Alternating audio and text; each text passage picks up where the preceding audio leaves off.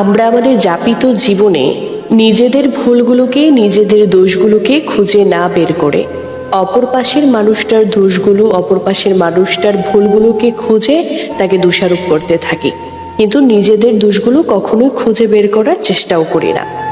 আর যার ফলে একটা মানুষের মৃত্যু পর্যন্ত হতে পারে। চলুন একটা গল্প শোনা যাক। একটি মেয়ে বিবাহিত জীবনে ক্লান্ত হয়ে পড়েছিল এবং তার স্বামীকে হত্যা করতে যাচ্ছিল। একদিন সকালে সে তার মায়ের কাছে দৌড়ে গিয়ে বলল, আমি আমার স্বামীকে নিয়ে ক্লান্ত হয়ে পড়েছি। আমি আর তার বাজে কথা সমর্থন করতে পারছি না। আমি তাকে হত্যা করতে চাই, তবে আমি ভয়ও পাচ্ছি যে দেশের আইন আমাকে দায়ী করবে। তুমি কি দয়া করে আমাকে সাহায্য করতে পারবে মা? মা উত্তর দিলেন, হ্যাঁ, আমি তোমাকে সাহায্য করতে পারি, তবে তার আগে কয়েকটি কাজ আছে যা তোমাকে করতে হবে। মেয়ে জিজ্ঞাসা করলো, কি কাজ মা? আমি তাকে পৃথিবী থেকে সরিয়ে দেওয়ার জন্য যে কোনো কাজ করতে প্রস্তুত আছি। মা বললেন, ঠিক আছে, তাহলে শোনো। নাম্বার 1, তোমাকে প্রথমেই তার সাথে শান্তি স্থাপন করতে হবে, যাতে সে মারা যাওয়ার পর কেউ তোমাকে সন্দেহ করতে না পারে। নাম্বার 2, তার কাছে তরুণ এবং আকর্ষণীয় দেখাবার জন্য তোমাকে সুন্দর করে সেজে থাকতে হবে। নাম্বার 3, ভালো করে যত্ন নিতে হবে এবং তার প্রতি সদয় এবং কৃতজ্ঞ থাকতে হবে।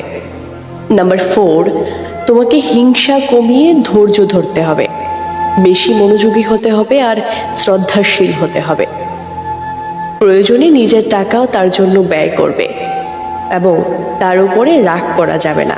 এমনকি সে যদি তোমাকে কোনো কিছু নিয়ে অস্বীকৃতি জানায়, তবুও তুমি তার উপরে রাগ করতে পারবে না। তার সাথে উচ্চ স্বরে কথা বলা যাবে না। সবসময় শান্তি এবং ভালোবাসা বজায় রাখতে হবে, যাতে সে মারা গেলেও তোমাকে কেউ সন্দেহ করতে না পারে। তার কোনো চাওয়া পাওয়া অপূর্ণ রাখবে না। সে যেভাবে পছন্দ করে সেভাবে চলবে এবং তার পছন্দের খাবার বানিয়ে দেবে। এরপর মা জিজ্ঞাসা করলেন, তুমি কি এগুলো করতে পারবে? মেয়ে জবাব দিল, হ্যাঁ, পারবো। মা বললেন, ঠিক আছে, তাহলে এই পাউডারটা নিয়ে যাও এবং প্রতিদিন তার খাবারের সাথে খানিকটা মিশিয়ে দিবে। এটাই ধীরে ধীরে তাকে মৃত্যুর দিকে নিয়ে যাবে।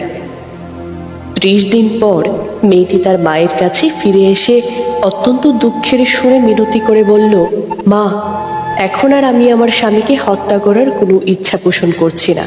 আমি চাই না সে পৃথিবী ছেড়ে চলে যাক। আমি এখন তাকে ভালোবাসতে পেরেছি, কারণ সে পুরোপুরি বদলে গিয়েছে। সে এখন আমার কল্পনার চেয়েও খুব ভালো